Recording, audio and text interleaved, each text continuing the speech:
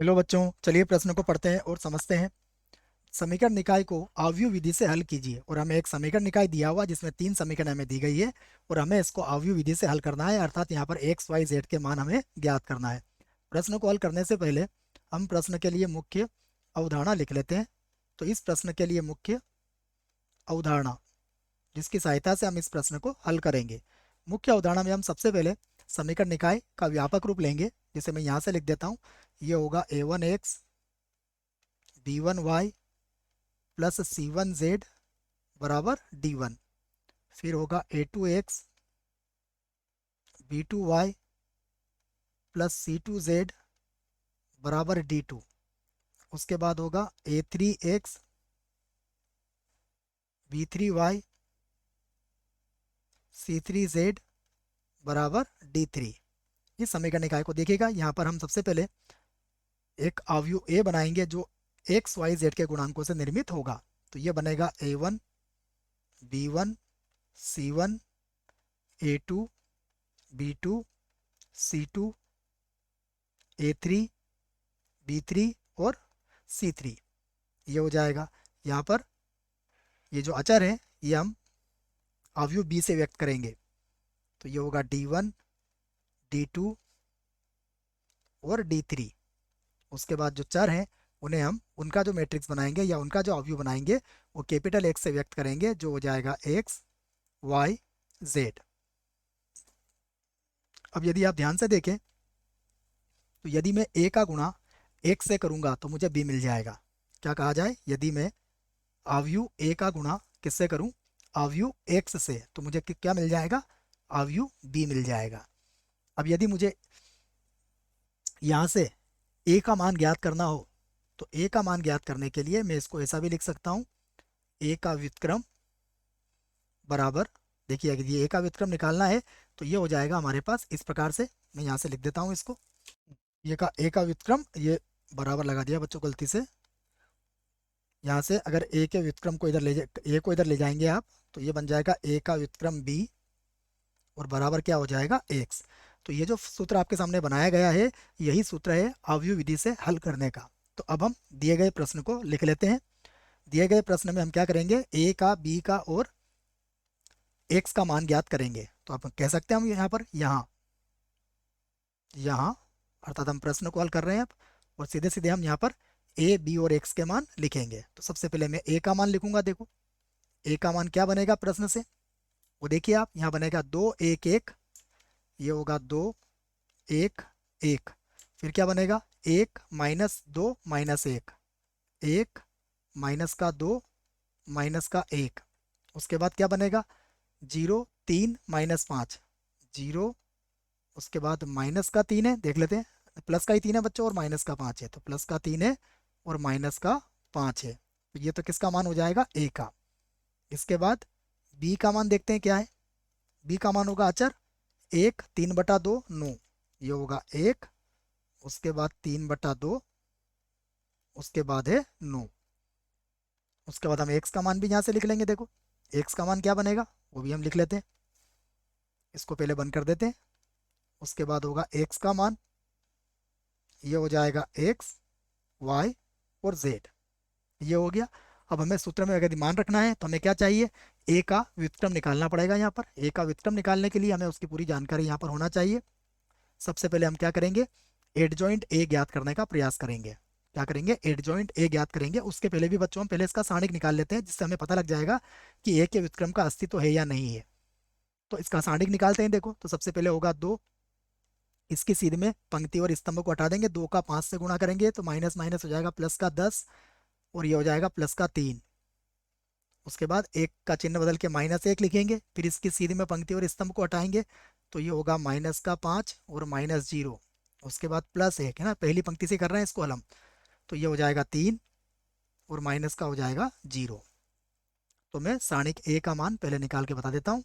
13 और 3 10 और 3 हो जाएगा 13, 13 का गुणा 2 से गुणा करेंगे तो 26। यहाँ पर यह हो जाएगा प्लस का 5, यहाँ पर देखें तो ये हो जाएगा प्लस का 3, प्लस का 3। तो अब जोड़ लेते हैं इसको, तो ये हो जाएगा 34। कितना हो गया, 34। अगर ये 34 हो गया तो हम कहेंगे 0 के बराबर नहीं है, इसलिए इसलिए ए के प्रतिलोम का या व्युत्क्रम का अस्तित्व है। ए का व्युत्क्रम का अस्तित्व है। तो अस्तित्व है। अब हम यहाँ पर क्या करेंगे, एड जॉइंट निकालेंगे। तो एड जॉइंट निकालने के लिए हमें क्या करना पड़ता है, इसकी जानकारी भी होना चाहिए। सबसे पहले हम क्या निकालेंगे, यहाँ पर A11, उसके बाद फिर हमें आना चाहिए A12, उसके बाद निकालेंगे A13, उसके बाद होगा A21, उसके बाद A22, ये सहखंडज निकाल रहे हैं बच्चों हम। A23, उसके बाद A31, उसके बाद होगा A32, यहाँ पर होगा A33। अब हमें पता है जहाँ इनको जोड़ने पर सम संख्या आएगी वहाँ प्लस का चिन्ह, और जहाँ विषम संख्या आएगी जैसे 1 और 2 3 तो यहाँ माइनस लगाना पड़ेगा। 1 और 3 4, यहाँ कोई प्रॉब्लम नहीं है। 2 और 1 3, यहाँ माइनस लगाना पड़ेगा। 2 और 2 4, यहाँ प्लस का चिन्ह लगाने की आवश्यकता नहीं है। यहाँ 2 और 3 5, यहाँ भी माइनस लगेगा। 3 और 4 4 में जरूरत नहीं है। 3 और 2 5, यहाँ भी माइनस लगाना पड़ेगा। 3 और 3 में भी कोई आवश्यकता नहीं है। अब हम इसको हल कर लेते हैं। एक का अर्थ, एक का अर्थ क्या हुआ, पहली पंक्ति और पहला स्तंभ हटा के जो हमारी उप सारणिक बचेगी उसे हमें हल करना है। तो ये कितना आ जाएगा, ये हो जाएगा 10 और प्लस का 3, अर्थात हमें ये मिल जाएगा 13। तो इसको मैं लिख देता हूँ, ये कितना हो गया है, बराबर 13। बराबर लिख दिया मैंने 13। अब 1 और 2 की बात करते हैं। तो पहली पंक्ति और दूसरा स्तंभ हटाएंगे तो ये माइनस का 5 माइनस 0 होगा। ये होगा माइनस का 5 माइनस का 0, अर्थात ये प्लस का 5 हो जाएगा। 1 और 3 की बात करते हैं। तो पहली पंक्ति तीसरा स्तंभ, ये होगा 3 माइनस 0, 3 माइनस 0, अर्थात ये हो जाएगा 3। दूसरी पंक्ति पहला कॉलम, दूसरी पंक्ति और पहला कॉलम हल करेंगे तो माइनस का 5 माइनस का 3, यहाँ पर होगा माइनस का 5 माइनस का 3, जो हमें प्लस का 8 मिल जाएगा। 2 2 की बात करते हैं। तो दूसरी पंक्ति दूसरा स्तंभ हटेगा, माइनस का 10 माइनस 0, माइनस का 10 माइनस का 0, अर्थात कितना हो गया, ये माइनस का 10। अब 2 3 की बात करते हैं। तो दूसरी पंक्ति तीसरा स्तंभ हटेगा, ये होगा 6 माइनस 0, तो यहाँ पर लिख देंगे हम 6 माइनस 0। हल करेंगे तो कितना आएगा, माइनस का 6 आ जाएगा। अब 3 1 की बात करते हैं। तो तीसरी पंक्ति पहला स्तंभ हट जाएगा, तो ये होगा माइनस का 1 और इधर बन जाएगा प्लस का 2, माइनस का 1 और प्लस का 2। हल करेंगे तो कितना आएगा, 1 आ जाएगा। 3 2 की बात करते हैं। तो तीसरी पंक्ति दूसरा स्तंभ हटाएंगे तो माइनस का 2 माइनस 1, यहाँ पर होगा माइनस का 2 और माइनस का 1। हल करेंगे तो ये हो जाएगा प्लस का 3।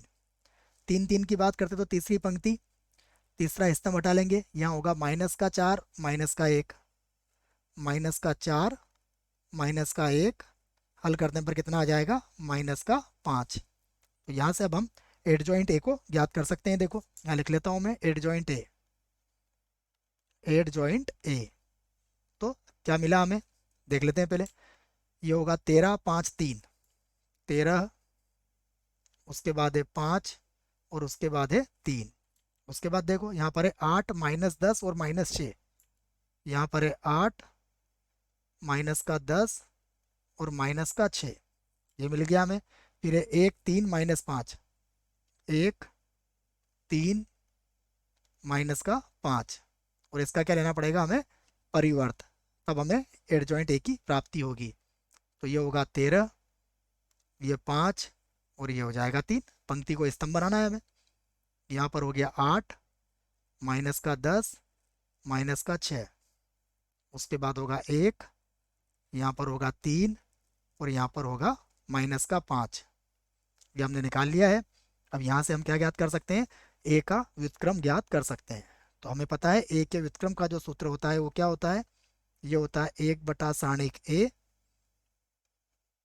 एड जॉइंट ए। अब 1 बटा सारणिक कितना आया, देखिए सारणिक हमारा है 34, तो यहाँ लिख लेते हैं 1 बटा 34, और एड जॉइंट ए जो आया है उसे वैसा का वैसा लिख देंगे। 13 8 1 5 माइनस का 10 3, फिर से 3 माइनस का 6 माइनस का 5, ये लिख दिया हमने। अब आव्यूह विधि से हम जानते हैं जैसा कि हमसे कहा गया है प्रश्न में। तो अवयव विधि से, विधि से पूरा हमने समझा है इसको। अवयव विधि से x बराबर क्या होता है? x बराबर होता है a का व्युत्क्रम गुणा b। तो x का मान यहाँ पर किसके बराबर है? x का मान है x y z। उसके बाद 1/34, ये तो वैसे ही लिखेंगे हम। अब हम लिखेंगे सबसे पहले a के व्युत्क्रम को, जो कितना है 13, उसके बाद है 8, उसके बाद 1, यहाँ पर है 5, माइनस का 10, यहाँ पर होगा 3, फिर से 3, माइनस का 6 और माइनस का 5, ये लिख दिया हमने। अब हम b को लिखेंगे, तो b को देख लेते कितना है। b हमारे पास है 1 3/2 9, ये है 1, उसके बाद है 3/2 और उसके बाद है 9। अब हमें इसको हल करना पड़ेगा, तो मैं फिर से लिखता हूँ। यहाँ पर आ जाएगा x y और z, और यहाँ पर देखिए 1/34 तो वैसे ही है। अब हम इसका गुणा कर लेते हैं। तो सबसे पहले 13 को 1 से गुणा करेंगे तो ये हो जाएगा 13, 8 को 3/2 से गुणा करेंगे तो ये कट जाएगा 4 बार, तो ये हो जाएगा प्लस का 12। उसके बाद 1 को 9 से गुणा करेंगे तो ये होगा प्लस का 9। अब पुनः 5 को 1 से गुणा करेंगे तो ये आएगा 5। फिर -10 को 3/2 से गुणा करेंगे तो 2 से कट जाएगा -5 बार, तो ये माइनस का 15 हो जाएगा, तो ये हो गया माइनस का 15। उसके बाद 3 को 9 से गुणा करेंगे तो ये हो जाएगा 27, यहाँ लिख दिया मैंने 27। पुनः 3 का 1 से गुणा करेंगे तो ये होगा 3। 6 का 3/2 से गुणा करेंगे तो 2 से कट जाएगा, माइनस का 3 बचेगा, तो ये माइनस का 9 हो जाएगा, यहाँ लिख दिया मैंने माइनस का 9। उसके बाद 5 -5 का 9 से गुणा करेंगे तो ये माइनस का 45 हो जाएगा, तो यहाँ लिख दिया मैंने माइनस का 45। अब हम इसको और आगे हल कर लेते हैं। देखो, तो अब मैं इसको लिख सकता हूँ फिर से एक्स वाई जेड, यहाँ पर लिख लेते हैं हम। ये होगा एक्स वाई जेड और बराबर कितना है 1/34। अब हम इनको फिर जोड़ के लिख लेते हैं।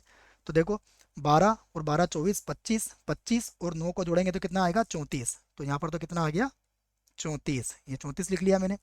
फिर यहाँ देखना 27 में से 15 घटा लेंगे पहले हम, तो यहाँ घटा लेता हूँ मैं। 27 में से हम 15 को घटाएंगे, 7 में से 5 गया 2 और 2 में से 1 गया 1, ये बचेगा हमारे पास 12 और 5 कितना हो जाएगा 17। तो यहाँ हम कितना लिख देंगे 17, यहाँ कितना मिल गया हमें 17 मिल गया। फिर देखते हैं यहाँ पर 45, 45 और 9 कितना हो जाएगा, देखिए ये हो जाएगा 54, 54 में से 3 घटाएंगे तो माइनस का 51 आ जाएगा ये, तो यहाँ लिख दूंगा मैं माइनस का 51, माइनस का 51। अब सभी को 34 से भाग लगा सकते हैं, तो इसी के बराबर लिख देता हूँ मैं। देखो जब 34/34 करेंगे तो यहाँ कितना मिलेगा 1, और 17/34 करेंगे तो ये कितना हो जाएगा 1/2 हो जाएगा, और 51/34 करेंगे तो 17 के पहाड़े से काट दीजिए आप, तो ये कट जाएगा 3 बार और ये कट जाएगा 2 बार। अब आप तुलना कर सकते हो और अपना उत्तर दे सकते हो, तो मैं लिख देता हूँ यहाँ पर अतः। अतः देखिए एक्स का मान किसके बराबर आया 1 के बराबर, y का मान किसके बराबर आया 1/2 के बराबर, और z का मान किसके बराबर आया माइनस के 3/2 के बराबर है ना। एक बार वो देख लेते हैं, माइनस में आएगा, बिल्कुल आएगा बच्चों। ये तीनों ही हमारे उत्तर आ चुके हैं। आशा करता हूँ आपको इस प्रश्न का उत्तर समझ में आया होगा। धन्यवाद।